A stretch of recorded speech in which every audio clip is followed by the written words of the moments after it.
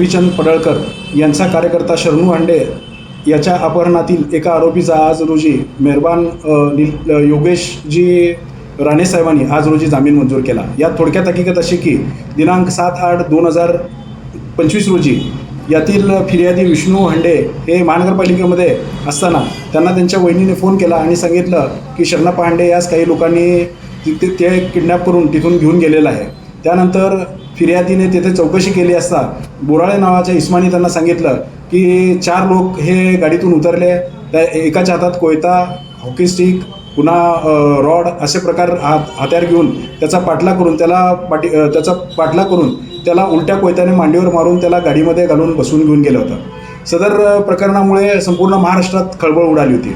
सदर प्रकरणानंतर पोलिसांनी दिनांक 7/8/2025 रोजी MIDC पोलीस स्टेशन येथे आरोपींविरुद्ध गुन्हा दाखल केला होता व त्यामध्ये BNSचे कलम 140(1), 189(2), 189(4), 190, 191(2), 191(3) व आर्म ॲक्टचे कलम 25(4) प्रमाणे गुन्हा दाखल करण्यात आला होता व दिनांक 8/8/2025 रोजी वरील आरोपींना अटक करून मेहरबान न्यायालयासमोर हजर करण्यात आलं होतं।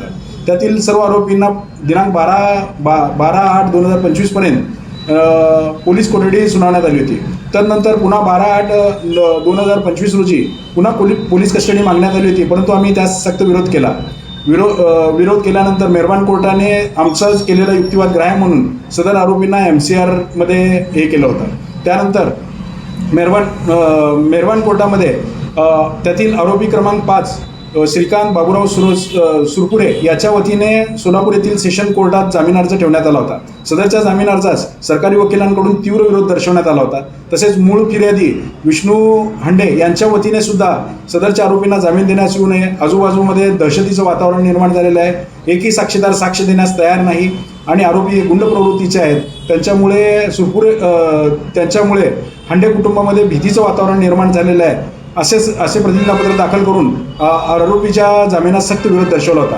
परंतु आरोपीच्या वतीने ॲडव्होकेट DN भडंगे व NN भडंगे यांनी सदरच्या आरोपीचे नाव FIR मध्ये नाही, आरोपीचा सदर गुन्ह्यामध्ये काय रोल आहे, तसेच आरोपीचा सदर गुन्ह्याशी काहीही संबंध नसताना सुद्धा आरोपीला अटक केलेली आहे अशा प्रकारचा युक्तिवाद मेहरबान न्यायालयासमोर मांडला होता। सदरचा युक्तिवाद हा मेहरबान सेशन जज श्रीयुत योगेश राणेसाहेब यांनी ग्राह्य म्हणून सदरच्या आरोपीस रक्कम ₹50,000 इतक्या जामिनावर तसेच साक्षीदारांवर दबाव आणणार नाही या अटीवर दिनांक